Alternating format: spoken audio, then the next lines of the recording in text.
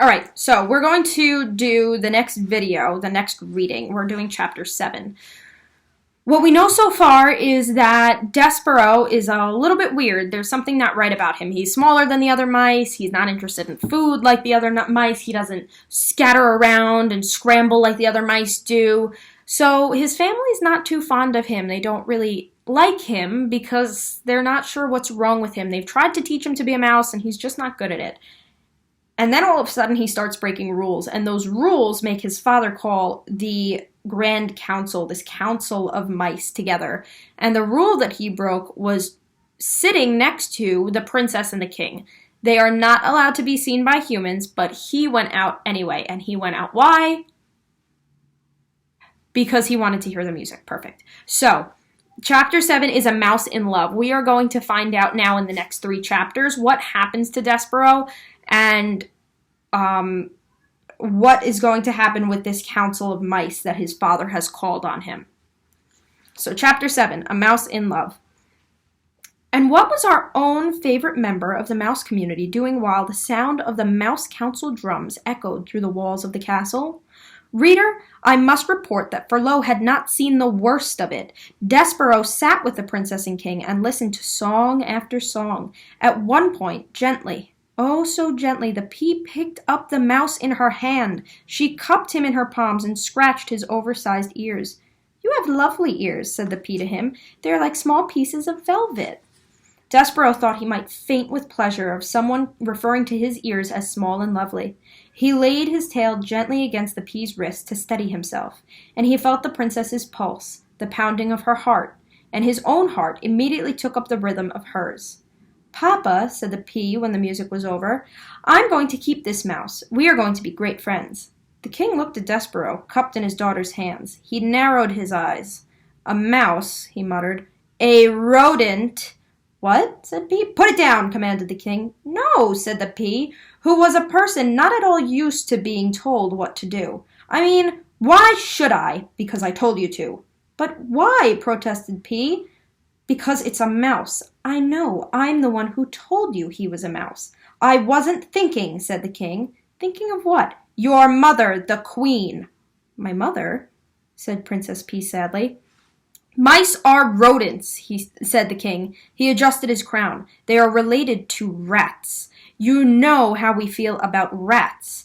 You know of our own dark history with rats. The pea shuddered. But Papa, she said, he's not a rat, he's a mouse. There's a difference. Royalty, the king said, has many responsibilities, and one of them is not becoming involved personally with even the distant relatives of one's own enemies. Put him down, P. The princess put Despero down. Good girl, said the king, and he looked at Despero. Scat, he said. Despero, however, did not scat. He sat and stared up at the princess. The king stamped his foot. Scat, he shouted. Papa, said the princess, please don't be mean to him, and she began to weep. Despero, seeing the tears, broke the last of the great ancient rules of mice. He spoke to a human. Please, said Despero, don't cry. He held out his handkerchief to the princess. The pea sniffled and leaned down close to him. Do not speak to her, thundered the king. Despero dropped his handkerchief. He backed away from the king. Rodents do not speak to princesses. We will not have this becoming a topsy-turvy, wrong-headed world. There are rules. Scat, get lost before my common sense return and I have you killed. The king stamped his foot again. Despero found it alarming to have such a big foot brought down with so much force and anger, so close to his own small head. He ran toward the hole in the wall, but before he entered it, he turned and shouted to the princess. My name is Despero. Despero, she said. I honor you, shouted Despero. I honor you was what the knight had said to the fair maiden in the story that Despero read every day in the book in the library. Despero had muttered the phrase often to himself, but he had never before this evening had an occasion to use it when speaking to someone else. Get out of here, shouted the king, stamping his foot, harder and then harder still, so it seemed as if the whole castle, the very world, were shaking. Rodents know nothing of honor. Despero ran into the hole, and from there he looked out at the princess. She was picking up his handkerchief and looking at him, right directly into his soul. Despero, she said. He saw his name on her lips. I honor you, whispered Despereaux. I honor you. He put his paw over his heart. He bowed so low that his whiskers touched the floor. He was, alas, a mouse, deeply in love. Chapter 8. To the Rats. The Mouse Council, 13 honored mice, and one most very honored head mouse, heeded the call of Leicester's drum and gathered in a small secret hole off the King Philip's throne room.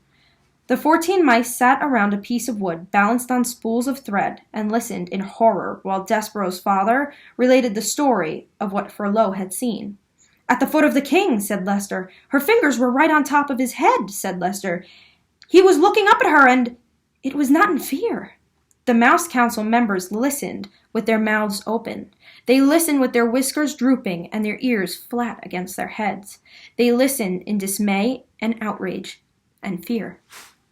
When Leicester finished, there was a silence, dismal and deep. Something, intoned the most very honored head mouse, is wrong with your son. He is not well. This goes beyond his fevers, beyond his large ears and his lack of growth. He is deeply disturbed. His behavior endangers us all. Humans cannot be trusted. We know this to be an indisputable fact. A mouse who consorts with humans, a mouse who would sit right at the foot of a man, a mouse who would allow a human to touch him. And here the entire Mouse Council indulged in the collective shiver of disgust. Cannot be trusted. That is the way of the world. Our world. Fellow mice, it is my most fervent hope that Despereaux has not spoken to these humans. But obviously we can assume nothing. At this time, we must act, not wonder. Leicester nodded his head in agreement, and the 12 other members of the Mouse Council nodded their heads too. We have no choice, said the head mouse. We must go to the dungeon. He pounded his fisted paw on the table. He must go to the rats immediately. Members of the council, I will now ask you to vote. Those in favor of Despereaux being sent to the dungeon, say aye. There was a chorus of sad ayes. Those opposed, say nay. Silence reigned in the room. The only noise came from Leicester. He was crying.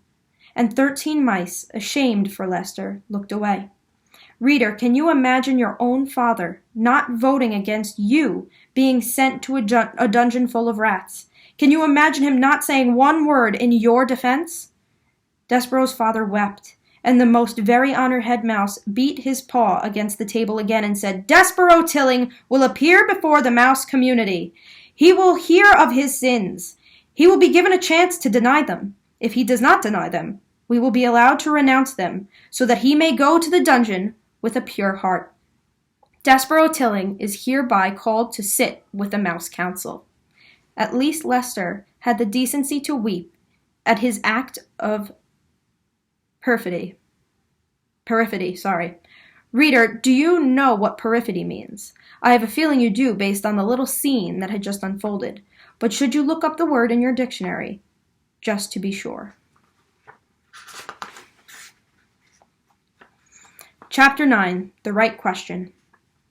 This is the last chapter that we're going to read, and we're going to find out what happens in this chapter with the Mouse Council and Despereaux. The Mouse Council sent Furlough to collect Despereaux, and Furlough found his brother in the library, standing on top of the great open book, his tail wrapped tightly around his feet, his small body shivering. Despereaux was reading the story out loud to himself. He was reading from the beginning so that he could get to the end, where the reader was assured the knight and the fair maiden lived together happily ever after. Despereaux wanted to read those words, happily ever after. He needed to say them out loud. He needed some assurance that this feeling that he had for Princess P, this love, would come to a good end. And he also was reading the story as if it were a spell, and the words of it, spoken aloud, could make magic happen. See here, said Furlough out loud to himself. He looked at his brother, and then looked away. This is just the kind of thing I was talking about. This is exactly the kind of thing. What is he doing, for cripe's sake? He's not eating the paper, he's talking to the paper. It's wrong, wrong, wrong. Hey, he said to Despereaux. Despereaux kept reading. Hey, shouted Furlough. Despereaux, the Mouse Council wants you. Pardon? Said Despero. He looked up from the book. The Mouse Council has called you to sit with them. Me? Said Despero. You. I'm busy right now, said Despero, and he bent his head against the open book. Frollo sighed. Geez, he said, cripes. Nothing makes sense to this guy. Nothing. I was just about to turn him in. He's sick. Frollo crawled up the chair leg and then hopped onto the book. He sat next to Despero. He tapped him on the head once, twice. Hey, he said, the Mouse Council isn't asking. They're telling. They're commanding. You have to come with me right now. Despero turned to Frollo. Do you know what love is? He asked. Huh? Love? Frollo shook his head. You're asking the wrong question. The question you should be asking is, why is the Mouse Council wanting to see you? There's somebody who loves me, said Despero, and I love her, and that's the only thing that matters to me.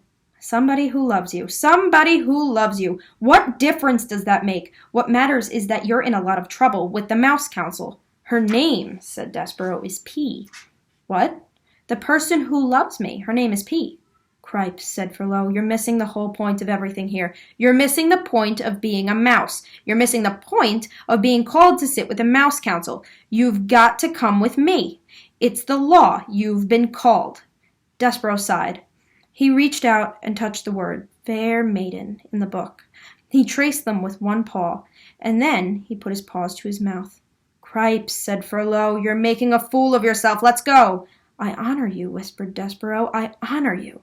And then, reader, he followed Frollo over the book and down the chair leg and across the library to the waiting Mouse Council.